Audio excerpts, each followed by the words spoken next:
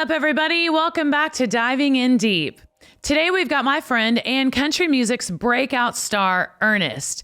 You might have seen his Ernest for Mayor signs if you're in Nashville, or you may have heard his newest album, Nashville, that showcases his growth and connection to his hometown. We're diving into his journey from writing songs and the impact that songwriters have had on his life to his family and the inspiration behind his music. You're going to love this episode with Ernest. Ernest, welcome. Thank you so much for coming on my podcast. Thanks for having me. I've been wanting to do a podcast for years, especially ever since I heard that you can make a lot of money on them. So I was like, let's if you end up making a lot of money, let me know, because I'd love for that to happen. You already have a lot of money. You don't need any more money. You have more money than I do. Oh no.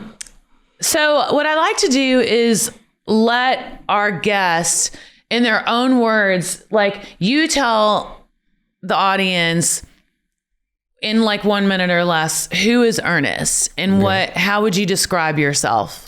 All right. I'm Ernest Keith Smith. I'm from here, Nashville, Tennessee. I grew up like 15 minutes from Music Row. I have always, I guess my true north has always been at music in some capacity or entertainment. Before I knew that this was a career, it was baseball and bringing a guitar and making up songs about guys on my baseball team or people in the halls at school. I loved baseball. I thought I was going to play baseball forever. And then I got to college playing baseball and I hated school more than ever. Yes. Hated school more than I loved baseball. And I was spending more time on GarageBand in my dorm room, making songs. Right. And so I just decided to fully commit in 2012. So we're 14 years into this is what I'm going to do. And the last couple or 3 years feels like we've got some good momentum. So yeah, I mean, that's a very good description. Okay. I have a few questions. What position did you play? I was a pitcher, but I'd play third base and left field when I wasn't pitching. I played third base. Did you? Yeah, I'm the a hot really corner, baby. Great softball player. Were you? Yeah, like I was even thinking maybe we should have brought our gloves and thrown, but then I'm always down to play catch. Always. On the road. Yeah, I keep gloves and balls on my bus at all times. Yes. I love to make my band play any sport. I mean, and I'm like you. If I wouldn't have done music, I probably would have gone into sports because I just, but it's the same kind of brain. It's like if you're a singer, your brain says to your vocal cords, do this, and it does. And just like athletics, your brain says do this and it does it. It's very similar. And I was talking the other day, it's the team sport element of it all too, is like we have big teams now in what we do. And one thing I loved about baseball is as a pitcher, it's my game. I'm in control and I have to trust all these people behind me. And it's very similar to, the same dynamic we have now and the teams we're on. Yes. It's our game, but we can't do it without everybody else. Absolutely. Yeah.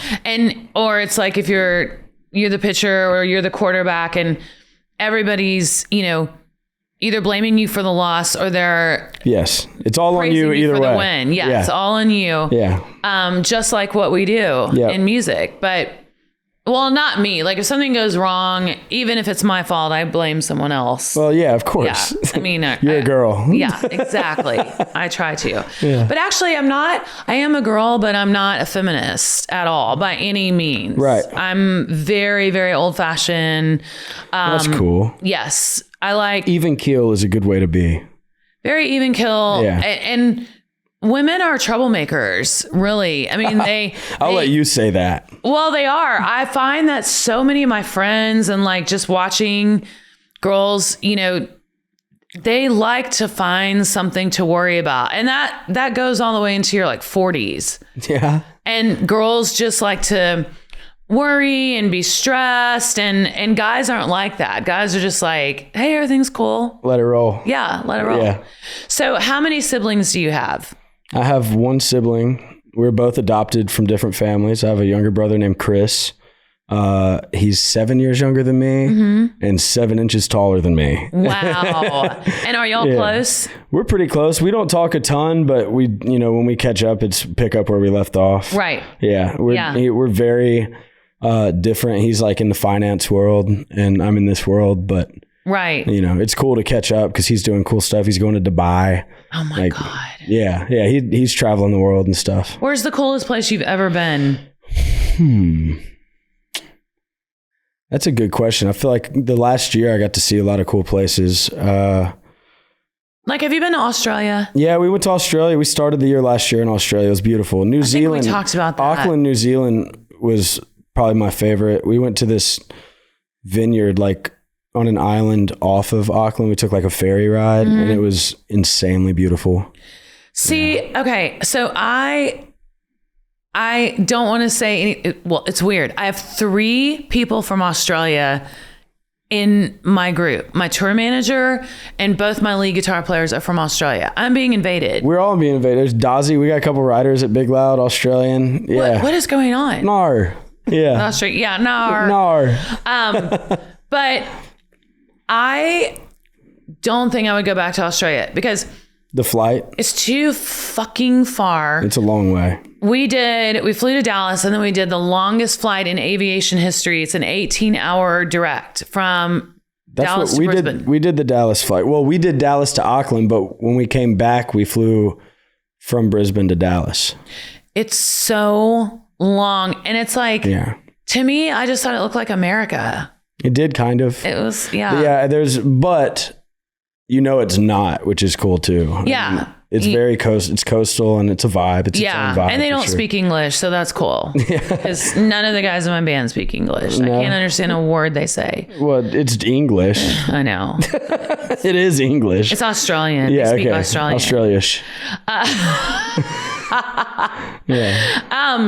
How or when, because I was just telling a story on the podcast film right before this, like how I got into music and how it all started. And for me, it all started as a little kid and having 6 siblings, and we had the Evans family band. But like, I'm always so curious to know what makes a person know that they're supposed to do music and that they're great. You know what I'm saying? Because there's a lot of people that do music and they're not great. Or a lot of people that are amazing, but never make it or never even try. When did you know that you were a musician? Yeah, I mean, my whole life, even when I was a kid, pots and pans, drums and playing, my parents were not musically inclined. But I had some extended family and cousins that always had instruments and guitar players. And my grandmother had an organ at her house. And every Sunday we'd have lunch at Nana's. And I would go up to the organ and play like, one key melodies of whatever church song, as the deer pants for the water. So I was playing by ear before I knew what any of that was. Yeah. Always just had an instrument around. I wanted a banjo for Christmas in the 3rd grade and got one. It was just, that was one thing my parents were really good about. Like, even though they didn't play, they fully supported what I wanted at the time. If it was to go play summer baseball, they got me, they'd break the bank and put me on a summer team or get me a banjo, a mandolin, guitar. They would always put me around the people that they thought, could show me things, even though they couldn't. A very influential moment early on was there was a steel guitar player that played in the Opry band and on the Hee Haw band. His name was Russ Hicks. And his daughter, Lindsay, played basketball for my dad at David Lipscomb. And so that year, that 3rd grade year, I had the banjo. I think they would always do like team dinners on Thursday nights. And one of these nights was at the Hicks house. And I was like picking around on one of his banjos, trying to play Cripple Creek or something like that. And my mom set it up with him to where he would take me to the Grand Ole Opry one night. And so I went with Russ Hicks to the Grand Ole Opry. We did the catering back there and everything. And I'm 10 years old. And I was like, this is the coolest thing ever. I'm standing side stage watching the Opry. They're doing like a set change or something, intermission, right? And he takes me out and I stand in the circle and I look around the Opry House as a 10-year-old and just like, I want to do this one day. Yeah. The next time I stood in the circle was like 20 years later, almost to a T at my Opry debut. Unbelievable. And so that was the surreal moment of that night for my debut. It was like, wow, 10-year-old me, you know, I didn't make every decision in the world to get to the Opry debut between 10 and 30, but there was a part of me that knew that that's what I wanted to do even then. Yeah. I was way too much of a class clown and a wild cannon, and who the fuck knows what Ern's going to do. Yes. But I always knew that whatever I was learning in school probably had nothing to do with what I was going to do in some capacity. You're still the class clown. For sure. Yeah. I love that. That's why I love hanging out with you. Yeah, I can't help it. And we've written together only once. We need to write together again. For sure.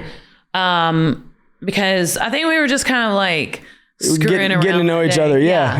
It was great. It was wonderful. We should write some country songs. We definitely will. I love what you're doing to help country music. Thank you. It's just truly amazing and something that I'm so grateful for, even though that sounds weird, but it just had gotten so far off. Yeah.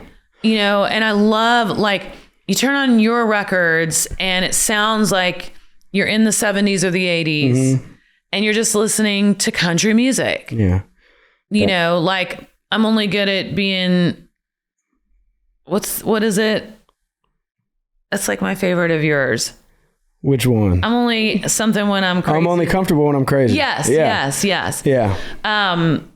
Like, that is just perfect. It's just a perfect country song. I think the DNA that is similar to, you know, the golden era and what I like to do is songwriting. You know, like, songs are important. I think the importance of telling truths in songs, whether they're personal or just truth that is the truth to the masses. Yep. Like, you know, the sad songs, the heartbreak songs, the pain feels good in country songs more so than it does in any other genre. And I think that, oh my God, that's a great quote. It does. And country music has always, look, the genre has to have those moments and those years where the genre, the pendulum swings to, like, you know, bro country changed the format for the better. When it first, you know, when Florida Georgia Line first came out, that opened up a whole can of worms in a good way for the genre to move forward out of whatever the phase was.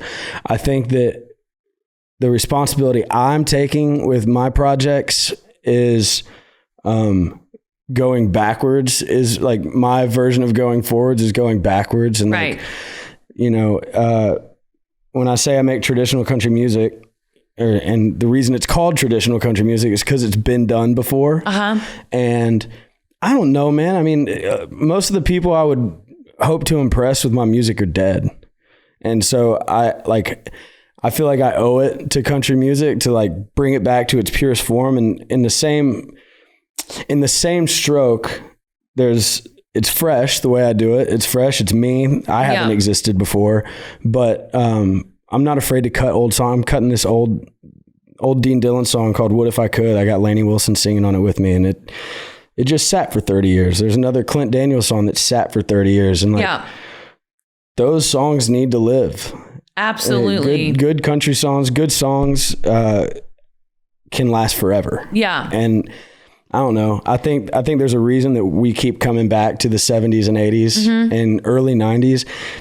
It's a fine line to walk when you're trying to make traditional country music, because it can come across as satirical almost sometimes. Yeah. Too hokey. Well, that's what I was gonna say. Your music doesn't sound retro. It sounds country and traditional, but it's new. It sounds new, and it sounds fresh. Thank you. But you sing country in the way that I sing country, where we do all the right country licks. Yes. You know, and the turns and the stuff we listen to. Yes. We just regurgitate our version of. Yes. Yeah. Like when I watched George and Tammy, the show they did on Showtime. Did you watch that? I didn't get into the show on Showtime. I haven't watched much TV lately. So it was really, really good, but and the girl who played Tammy, I can't remember her name, but I think it's Christina. What's her name?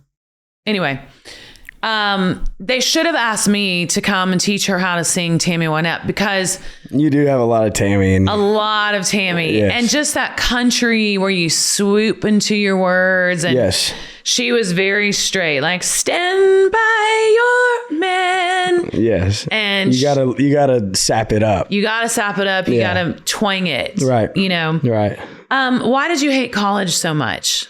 Because I had to be there. I think it was just school on steroids. Where I went to school was in the middle of a small town surrounded by nothing. 3.5 hours away from Nashville. And it was like, I don't know. I loved baseball. I loved being on a team, but going to class, like anytime I sat in class, I just couldn't wait for it to be over. I wasn't paying attention. I was probably sleeping in it. Right. It just felt like a big waste of time. Yeah. For me. Yeah. And where I went to was like super judgmental about anything if you weren't there to be a preacher, then you were there to be an athlete, and they all hated the athletes. So it was kind of like a Christian school? It wasn't even kind of like, it was a Christian school. College. Okay. Yeah. I just I don't love organized religion. And I hate college. Yeah. Like, I paid my children not to go to college. I'm like, I will support you for 4 years after you're 18. Yeah.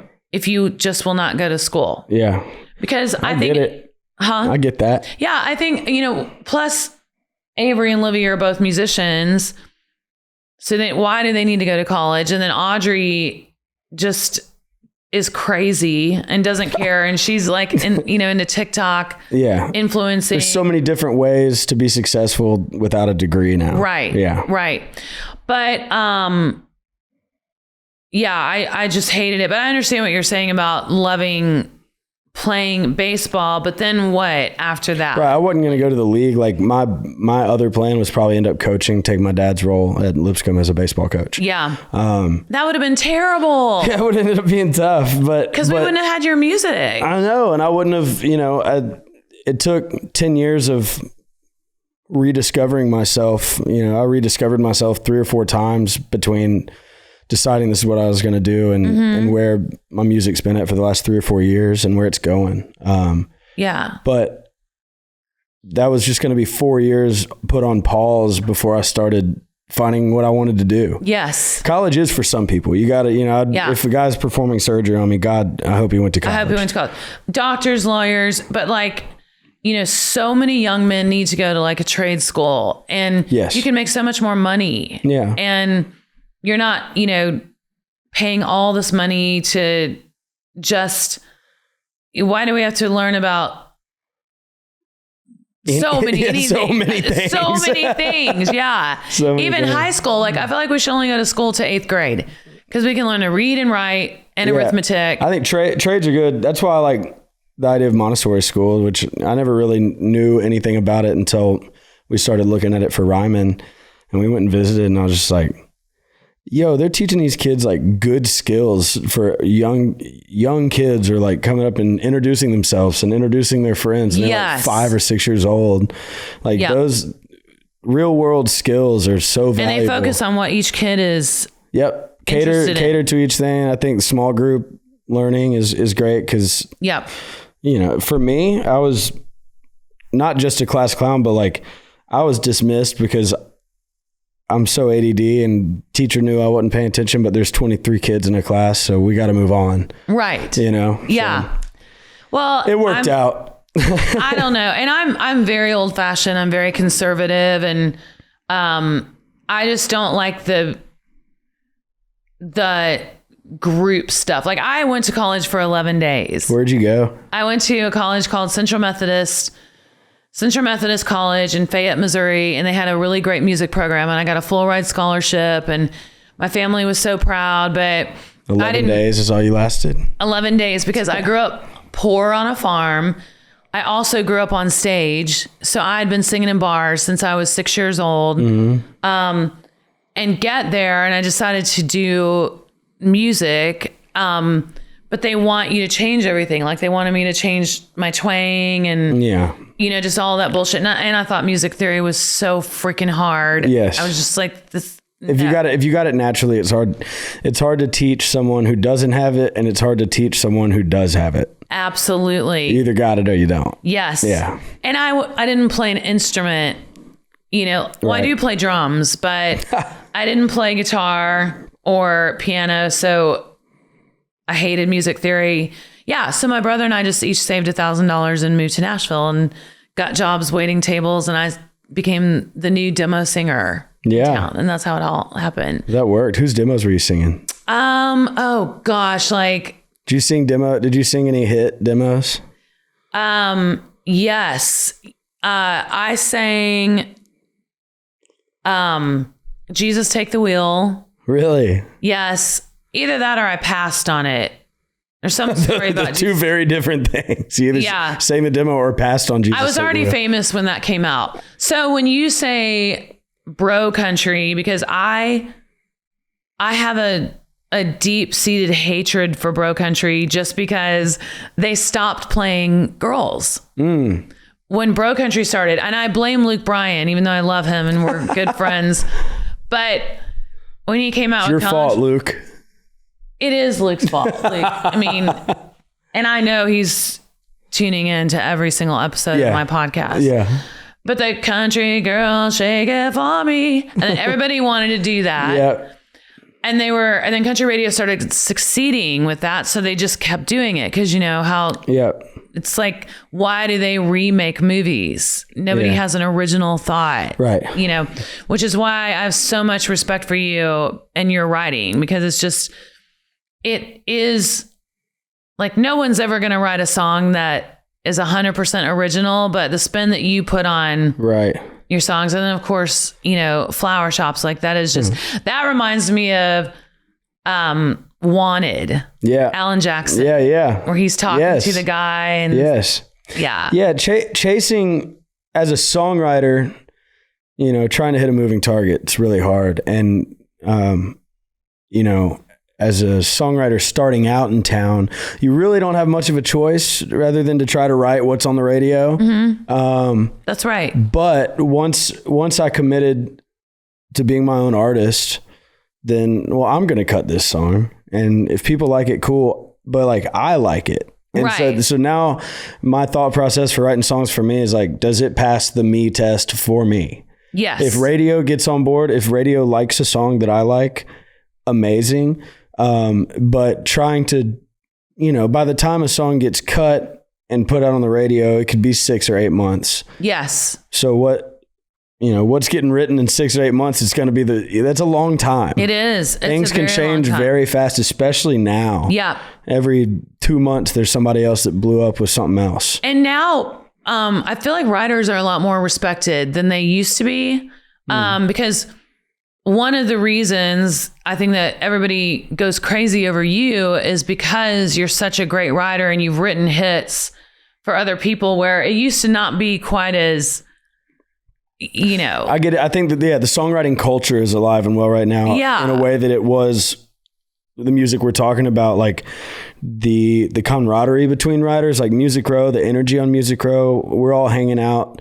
We get up at 9:30 in the morning, have coffee, break off into rooms. Like, it doesn't feel as stagnant as it did in like 2010 through 2015 of like, we're going to write from 11 to 3 and get one song done. That's right. We're going to feel it out. If a song comes out, then it comes out between 9 and 10:30. Why not write another one? We're having fun writing songs.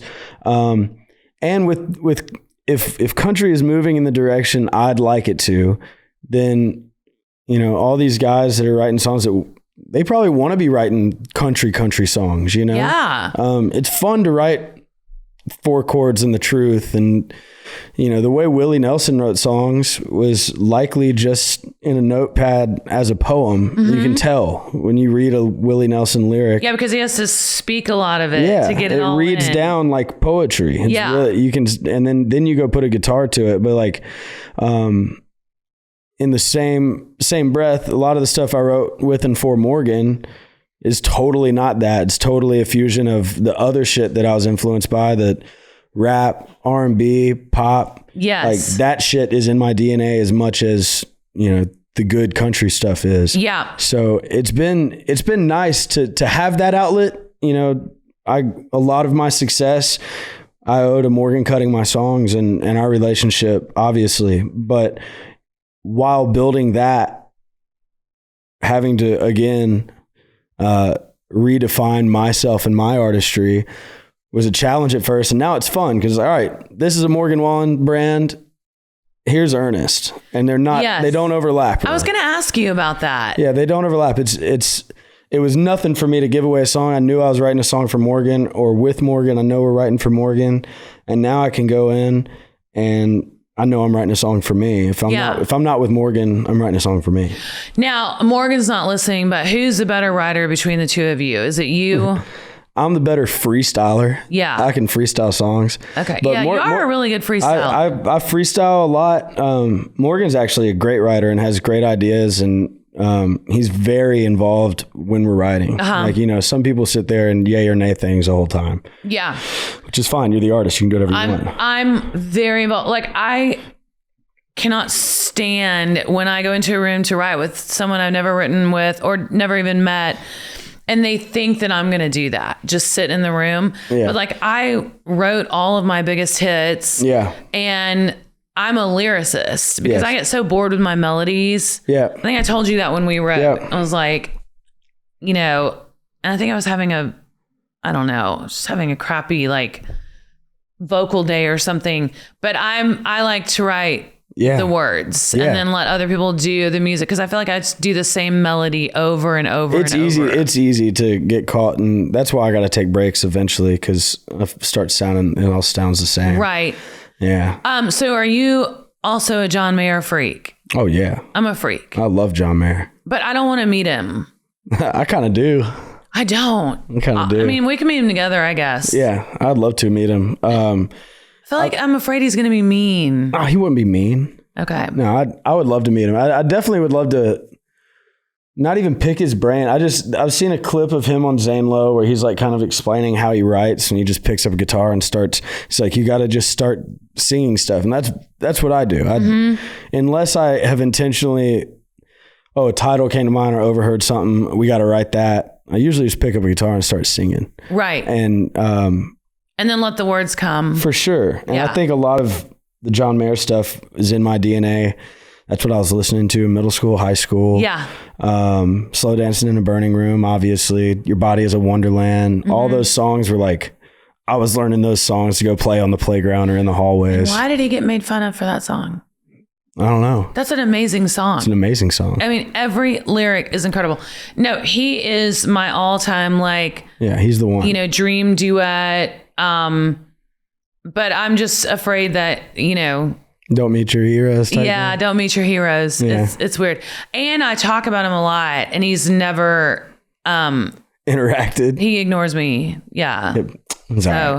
Screw John Mayer. I'm no longer a fan. But that's how I got... Unless you want to come on the podcast. Oh, yeah. Or sing with me, or just meet me. Yeah. But otherwise, screw you. Avery, when he started out as a drummer too, and then one day... Avery's big into John Mayer, surely, right? Yeah, because when he was like 13... I said, you should listen to John Mayer and really, really get into him. And then, boy, he did. And then he went into everybody that John Mayer loves. Yes. And that's how he became such a great guitarist, because he just never, ever, ever did anything but practice and play football. Yeah. That was it. And he played baseball too. He was a catcher. Yeah. But, John, and then he was also obsessed with Eminem. Same. Yes. Yeah.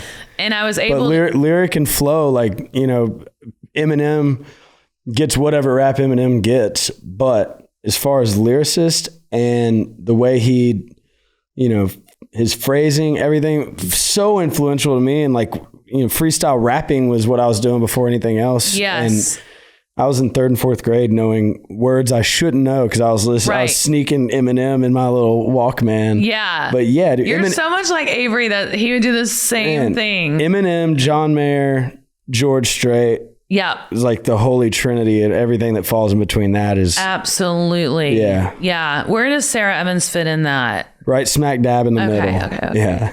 Yeah. Yeah, because when you said, bro country was the beginning of, moving on to another and letting go of that, but it just made me angry because I was like, I think I was pushing a little bit stronger, like around that time or a little bit after. And I started noticing like, this is really a lot harder to get my music played. Yeah.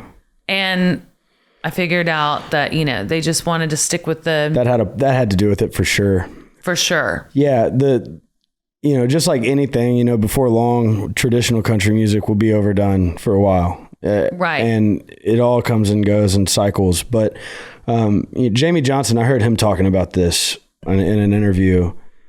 It's important what we do. Country music is important. And like holding ourselves and the craft to a standard is important because, Cash, Waylon, Willie, Haggard, anything Hank Cochran, Lefty Frizzell, Don Williams, love him, Marty Stewart, all these, the generation below me, even my generation could easily forget that all this happened unless we feed it to them. That's right. Whether it be in form of covers or I'm posting about it or writing songs in the spirit of, it's like not copycat.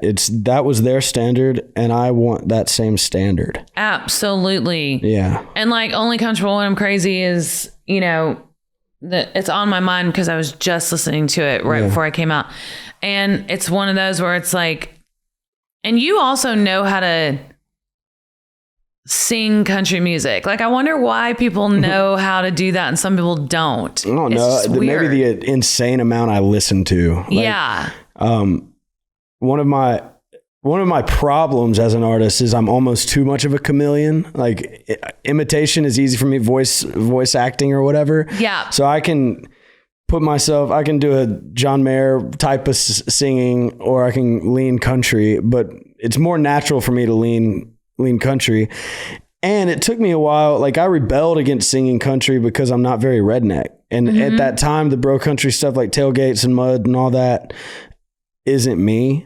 Right. But like the golden age country songs, I can sing that. Like that, you don't have to be redneck to sing a country song. No. Redneck and country are not the same thing. They are not the same thing. Yeah. Once that clicked for me, then I was like, oh, I'm a country artist. I'm a country singer. is sophisticated. Yeah. I feel like. Redneck is not.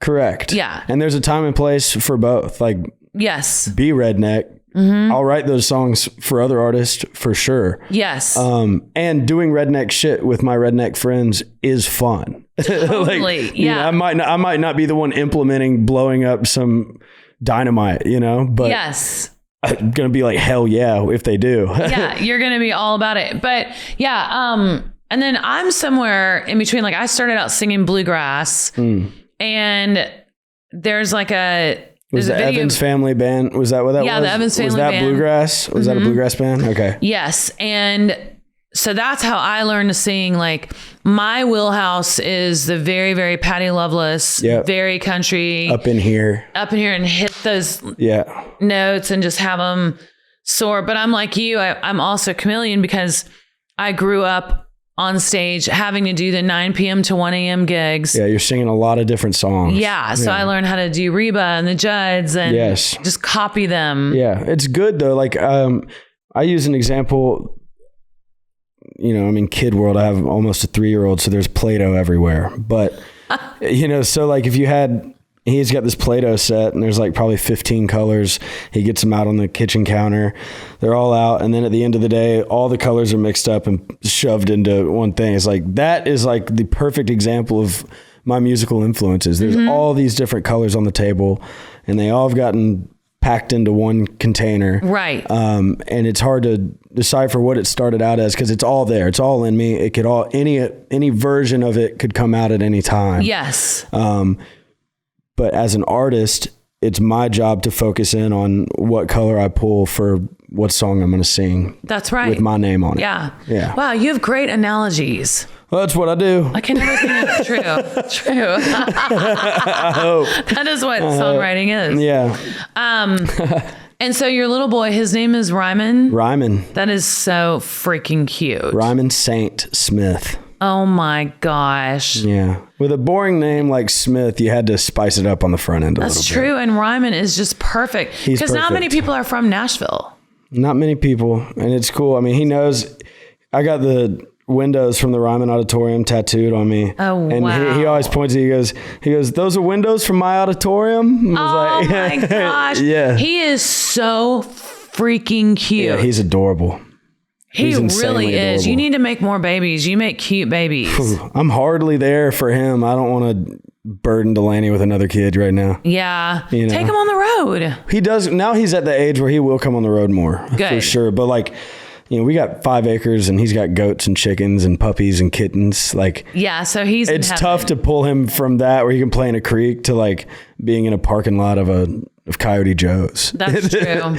So that is true. When he's a little, he's always welcome, but I think he'll be able to enjoy it more when he's like maybe another year or so. Exactly. Yeah.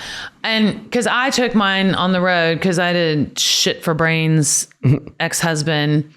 And so he wouldn't watch them at home. So I always had to take road was the move. There's perks to getting raised on the road. I mean, you get introduced to a lot of real life. You're around adults. Your social skills are going to get better. Like Ryman likes being on the bus. He loves getting in his little bunk. Mm-hmm. There's Bluey stickers all over my front lounge.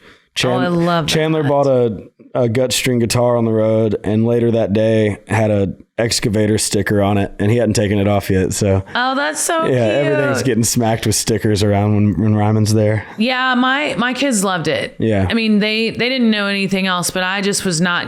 You know, my whole thing was like I'm not leaving them for more than 3 days. But I'm the mom too. It's different with the dad. Right. Like Delaney's the same way. 3 days is kind of the limit. If it's gonna be more than that, then we'll figure out a way to get back to him. Exactly. But he loves it. He loves being on stage. Like him coming out to sing Twinkle Twinkle Little Star was his idea. Like we sing Twinkle Twinkle every night when he goes to bed. I'll fall asleep in a chair.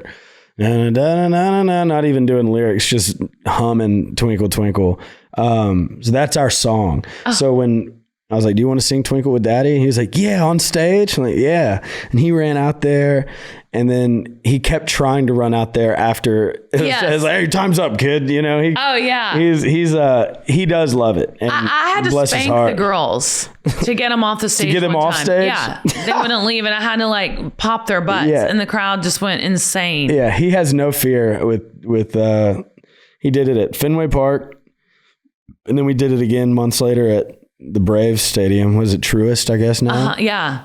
I mean, he just ran out there to 40,000 people. Like, he's so cute. How's it going? He is so cute. Yeah, he really is. Oh my gosh. He's a ham. So your new album is coming out. It's called Nashville, Tennessee. Why is it called that? Nashville, Tennessee. I feel like the DNA of Music City and Music Row is songs, songwriters. And this album, there's no storyline. It's not a concept album, but the one thing that remains true throughout the top to bottom 26 songs is songwriting, well-written songs, co-writers. Like Nashville, Tennessee would not be Nashville, Tennessee without the songwriters. That's right. So that's why this is my first album I've cut outside songs. I cut 3. Like I said, there's What If I Could, old Dean Dillon song. If You Don't Know By Now, old Clint Daniels song. You Don't Have to Die, an old Chris Stapleton song. And none of those songs ever got cut, but they're just as good now as they were the day they wrote them. And I've got Rivers Rutherford as a writer on my album. I've got his son Reese Rutherford on the album. I've got Dean Dillon. I've got Jesse Joe. So it's like generational songwriters on this album. And, guys I signed to my publishing company, Cadillac, on the record. If I'm an artist, it's my responsibility to make sure that good songs win. Like I'm not too proud to cut an outside song. I don't have anything to prove as a songwriter.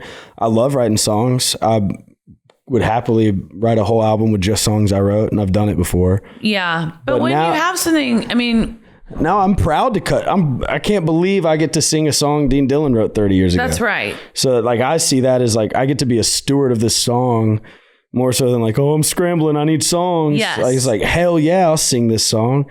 Absolutely. And if one of these kids in town, if this album does, open up a gateway for traditional sounding country songs, then now there's a wide open lane for the kids to write these songs. Yes. And not just the kids, the Dean Dillons, the Rivers, the generation that went 10 years, 15 years where music had gotten so far away from what their wheelhouse is. Mm-hmm. There's like another career around the corner for them now. Yes. And hell yeah, like I said, it's a responsibility and I don't take it lightly. That's right. Yeah. Yeah. So Nashville, Tennessee, the DNA of that is songs. And that is the whole purpose of this album is the power of a song and the life of a song. And it's got like 26 songs on it. 26 songs. That's amazing. Twinkle Twinkle live at Fenway Park included.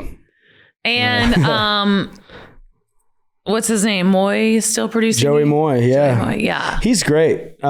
He's always been great. Obviously from the Did he tell you to go in and like scream your songs? No. Like, look at this photograph. No, but he does get good vocals. Like one consistent, look at this photograph. Yeah. No, but you know what? The consistent thing about Joey is that he gets the best vocal out of people. And he's always found powerful singers. Like Morgan sings his ass off. He's a loud singer. And within the genre, you got to think how many acts he's developed within one genre and made them all unique. Like me and Hardy will be cutting records at the same time. And you've got a song like Flower Shop's getting cut at the same time, Sold Out's getting cut, and Joey's behind both of them. And you would never know.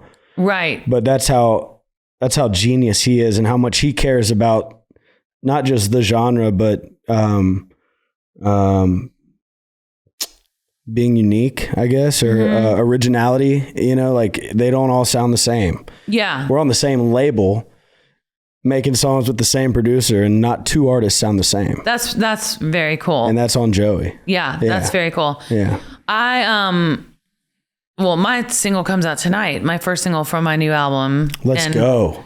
I'm so excited. Let's go. Yeah. Nothing you feels being on the better podcast today is good luck. It is good luck. For the album. It's called Pride. And anyway, Jeff Trott produced it and he's Sheryl Crow's producer. He wrote If It Makes You Happy by himself. Yes. And when was Sheryl Crow's studio like right here? Didn't there used to be a red building that she recorded out of right here, next to the well or where the well was? No, it's a little bit down like Granny White. Oh, okay. Yeah.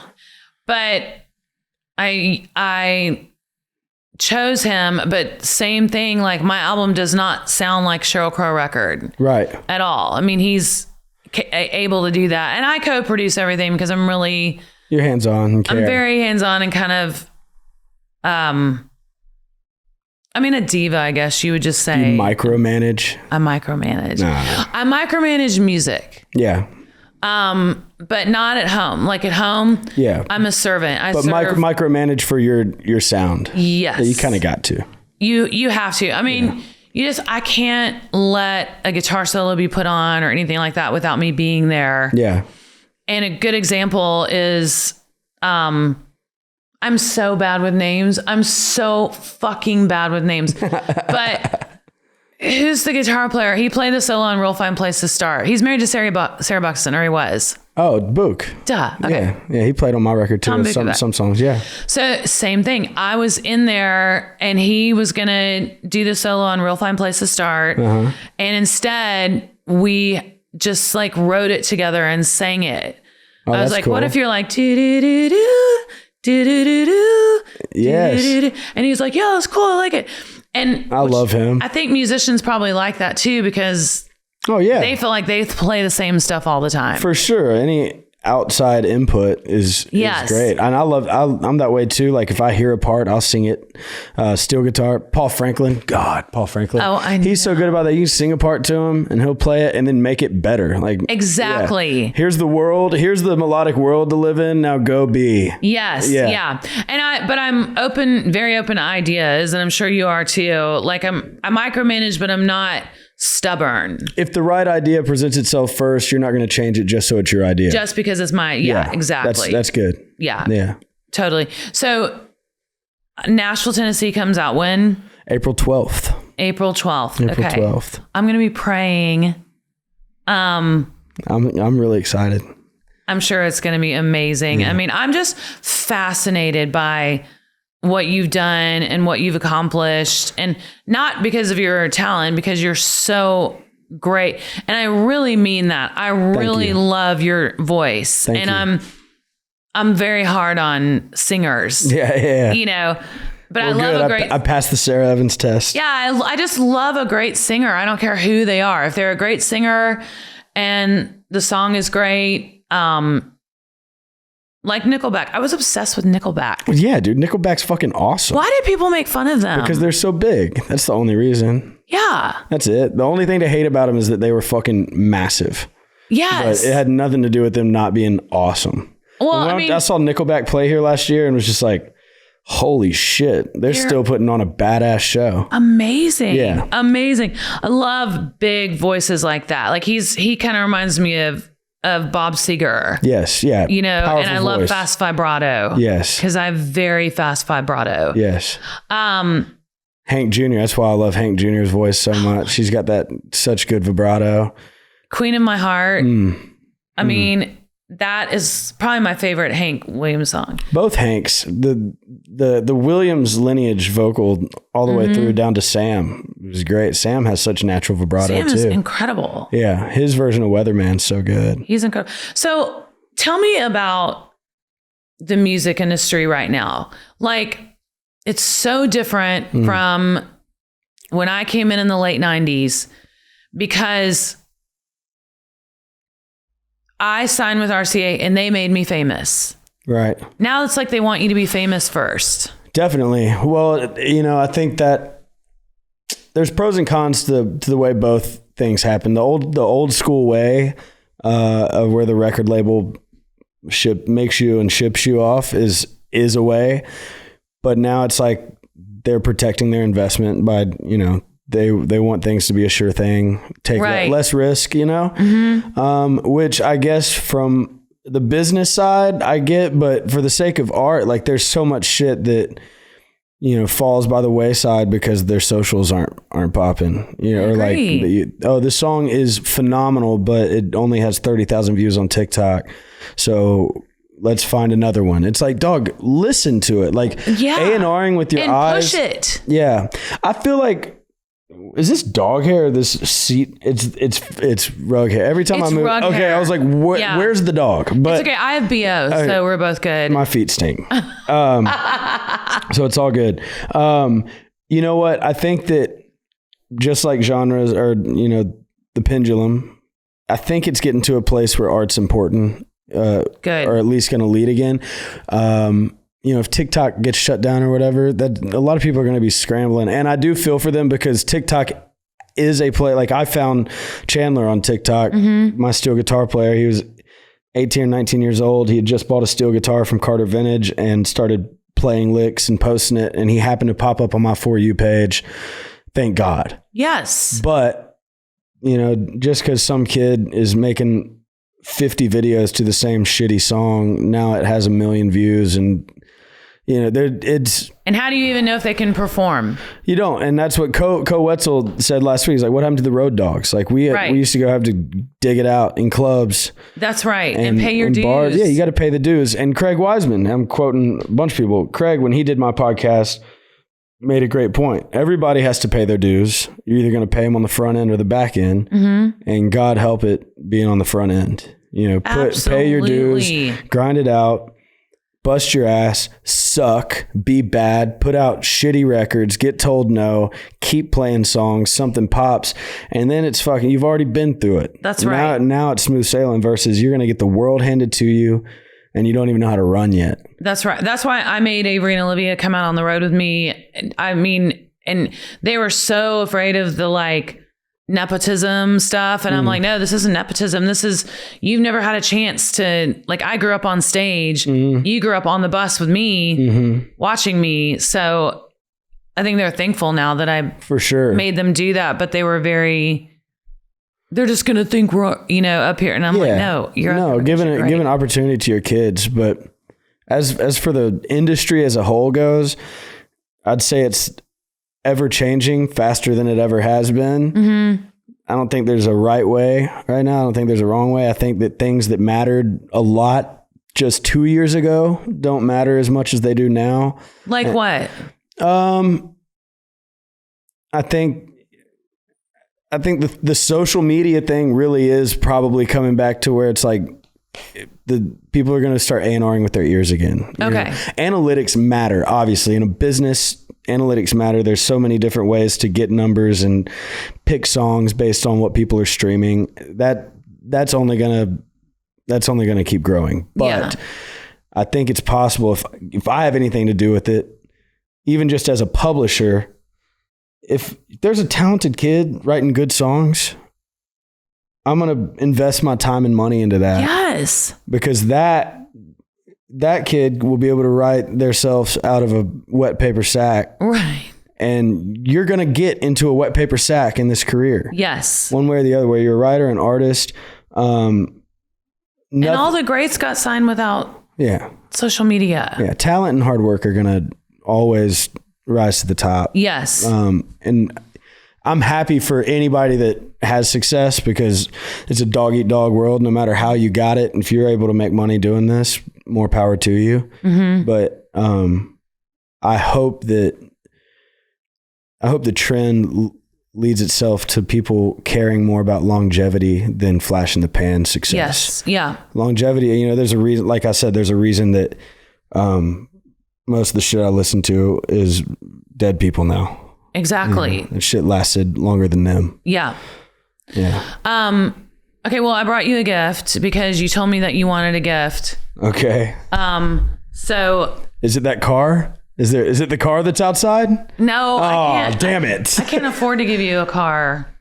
I bet you could. Maybe after Pride comes out tonight. After Pride. I brought you a Suds in the Buckets. Let's go. Because you texted me and said you want one. I need that. When I saw this, I immediately needed it. Oh my God, that is going to look so good on you. Green is my color. Let's go. Green is your color. Over there.